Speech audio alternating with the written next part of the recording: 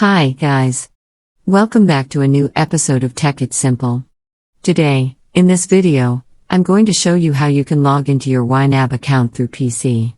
Keep watching the video till the end to log into your YNAB account through the desktop. Firstly, open your Google search, type in YNAB, and make a search. The search results will be displayed on the screen. Tap on the first link shown on the page. Click on the login link on the top right corner of the screen.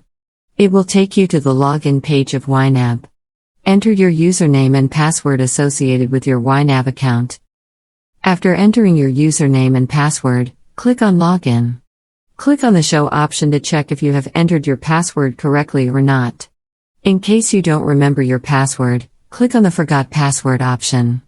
This is how you can log into your YNAB account through the desktop quickly and easily, just in a few steps. If you have any thoughts or queries, let us know in the comments section. Don't forget to subscribe to our channel. Also, press the notification bell icon so that YouTube will notify you whenever we post a new video. I hope this video was helpful to you. Thank you so much for watching.